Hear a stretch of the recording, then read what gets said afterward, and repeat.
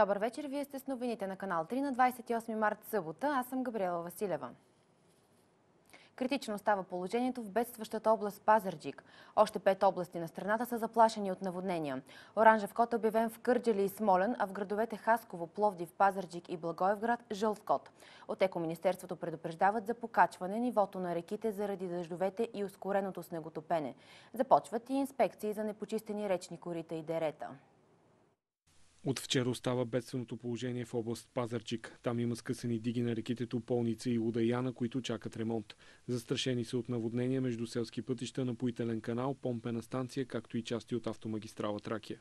За едно денонощие нивото на Струма и Места се е покачило с 20-30 см. Най-тревожна е ситуацията в община Сатовча, където от дъждовете се активираха свлачища. Има и откъснати пътища.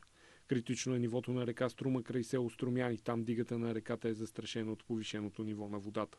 С заповед на екоминистъра Ивелина Василева, инспектори ще извършват проверки как кметовете изпълняват задълженията си за почистване на речните корита и дерета. Предвидени са глоби. 15 април е последният срок, при който трябва да бъдат почистени речните корита, за да се избегне рискът от наводнения. Придошлите води на река Искър изкараха живущите в близост до водоема от домовете им. Хората се заеха сами да укрепват разрушената дига, за да предпазят къщите си от наводнение. Историята през погледа на Мариана Турманова и оператора Серафим Серафимов. Заради липсата на техника, мъже и жени от столичния район Искър бяха принудени да носят чувалите с пясък на ръце, минавайки през дълбоката кал. Виждате зад мене каква организация беше. Има над 50 момчета, които веднага реагираха на нашата молба да бъдат в помощ. И още с нощи до късно укрепвахме тази дига. От сутринта пак отрано сме тук и за сега се справяме, понеже под нас долу има цяла махала, Трънската махала, която е застрашена от наводнение. И за сега дано и Господ ни помага да няма повече дъждове, но снеготопенето е много бързо и ще видим какво ще стане. Какво трябва от нас го правиме. Другото е в Божи ръце. Благодарение на усилената работа на доброволците тук, положението се нормализира и няма реална опасност реката да залее околните села. Защо се включихте в доброволческата работа? Защо? За да си помогнем на квартала, общо взето. По-добре да предотвратиме бедствия, отколкото после да се мъчим да си отводняваме къщите. Затова се познаваме, това никой не го прави, никой няма да си го вземе в своя ръце, смисъл. Всеки тук минава, гледа, но никой много сред хората, които се ловят за лопатите, така да го наречем. Всяко зло за добро, както казват. И най-хубавото е, че тази криза показа колко хубави момчета има в този район. Организацията беше много лесна.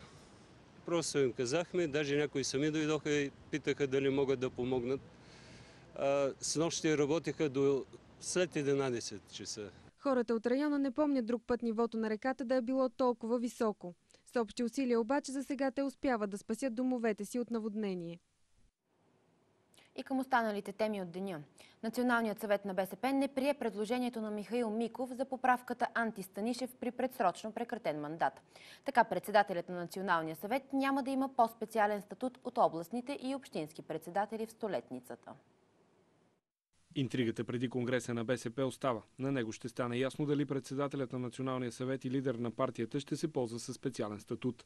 Михаил Миков лично предложи да няма ограничение за председателския пост на Позитано 20, но членовете на Националния съвет му възразиха за персоналните промени. Смятам, че по никакъв начин не бива председателите да бъдат отделени от партията. Всичките от времето на Жан Виденов, Първанов е по-различен случай, той си направи друга партия.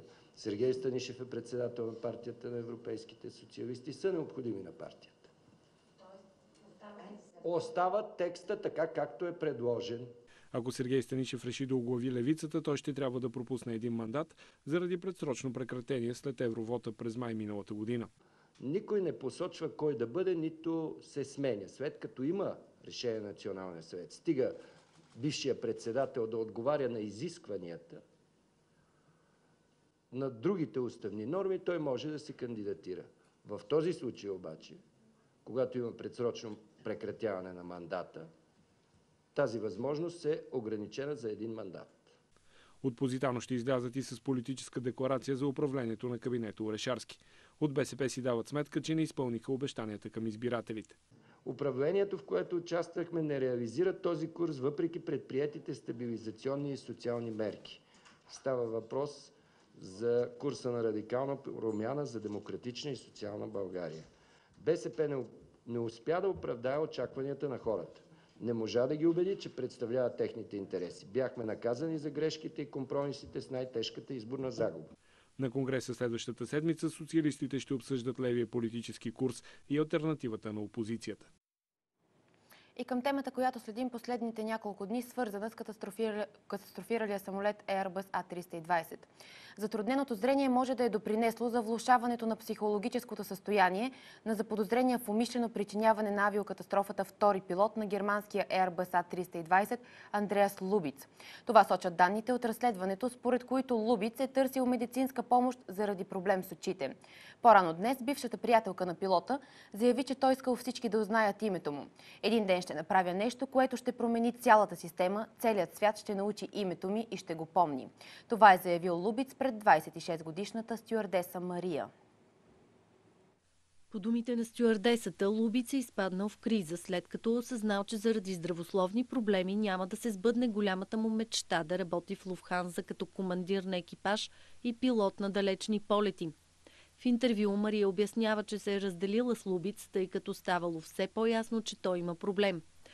Когато спорехме за нещо, той избухваше и ми крещеше. През нощта се будеше и викаше: "Пропадаме, защото имаше кошмари", спомня си бившата приятелка на пилота.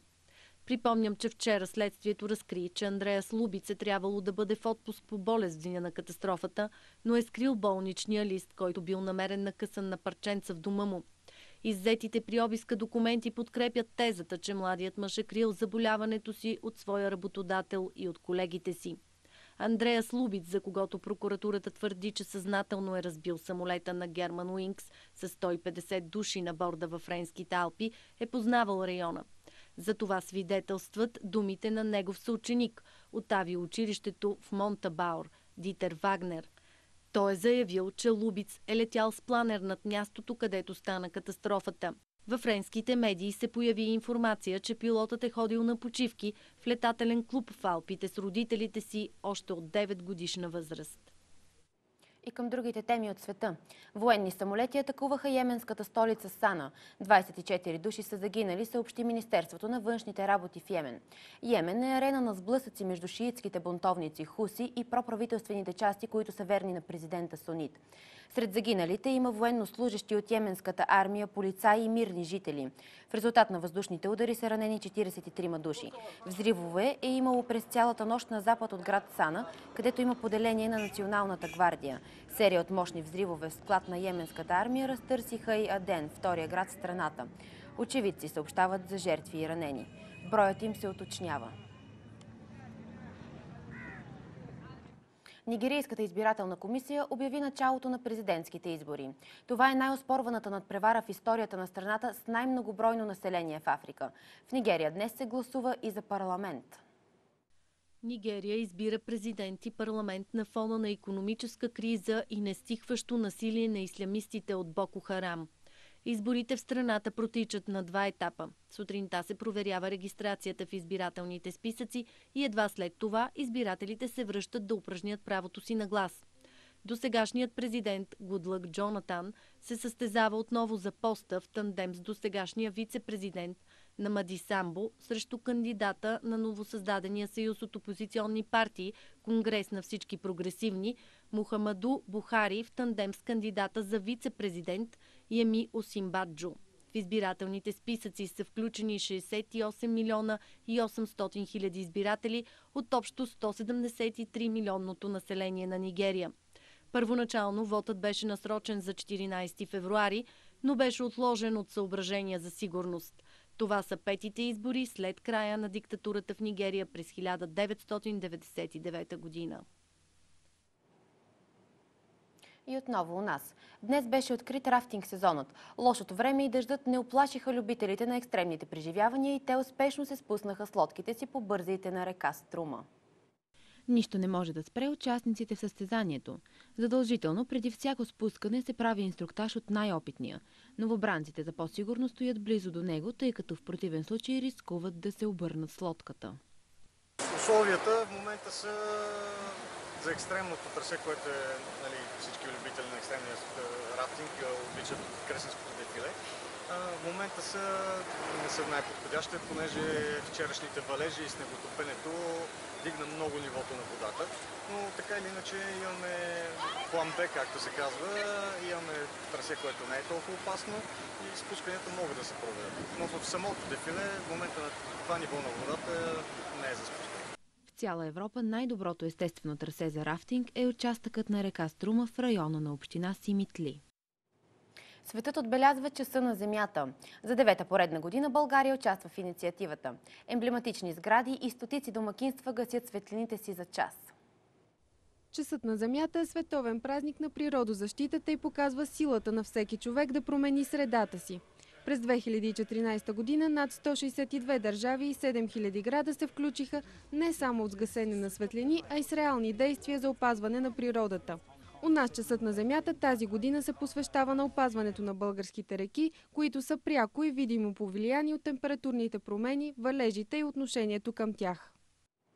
Тази нощ в 3 часа местим стрелките на часовника с 1 час напред. Това става всяка година в неделя, в последната седмица на месец март. Така преминаваме към лятното часово време. Лятното часово време е система въведена с цел спестяване на разходи за осветление. Официалното време се измества с 1 час по-напред от астрономическото и остава така за пролетните и летните месеци. Това води до по-ефективно използване на естествената дневна светлина. Тази система се въвежда за първи път от германското правителство по време на Първата световна война. В България се практикува от 1 април 1979 година. Връщането към астрономическото часово време ще бъде в 4 часа на 25 октомври 2015 година. Тогава часовниците ще се върнат с 1 час назад. Българският футболен съюз с революционно решение. Изпълкомът на футболната ни централа задължи отборите от А група да включат минимум един състезател по 21 години в титулярния състав в мачовете от шампионата. Наредбата влиза в сила от следващия сезон. Целта на БФС е повече млади футболисти да играят редовно в своите клубове. Знаете, че последните години, ако погледнеш тези, които играят в младежкия национален отбор, я имат общо всичките 90 минути в отбора, я нямат. Може и да нямат. Затова смятам, че това е първата крачка, много важна крачка, която рано или късно ще бъде за добро на българския футбол. Изпълкомът на Българския футболен съюз взе още едно важно решение. От сезон 2016-2017 за А група ще бъдат лицензирани само стадионите, които имат осветление.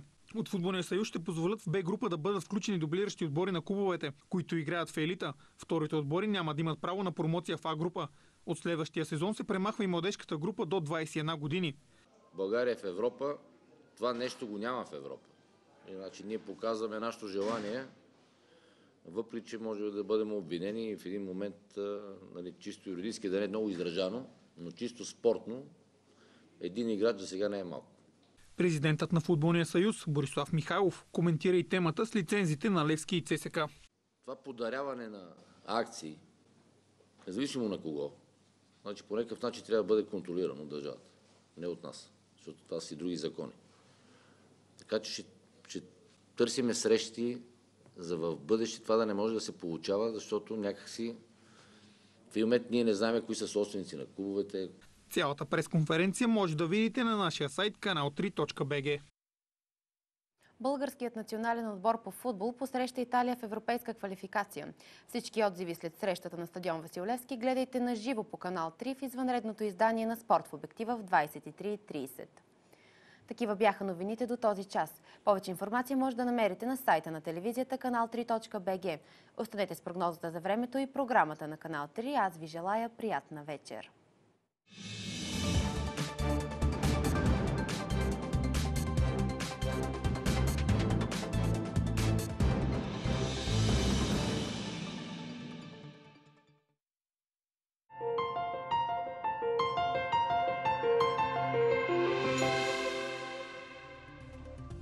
В неделя ще бъде по-хладно с умерен северозападен вятър. Валежите постепенно ще отслабват и спират. В следобедните часове облаците ще се разкъсват. понеделник денят ще започне с слънчево време. След обяд от северозапад ще се заоблачава и в нощта срещу вторник ще превали дъжд. В планините сняг. Във вторник умерен и силен северозападен вятър бързо ще разкъсва облаците, а след пладне ще бъде слънчево. В сряда от север на юг ще премине нов студен фронт с валежи и усилване на вятъра. Четвъртък ще бъде предимно облачно с слаб дъжд, а температурите ще са от 1 до 10 градуса.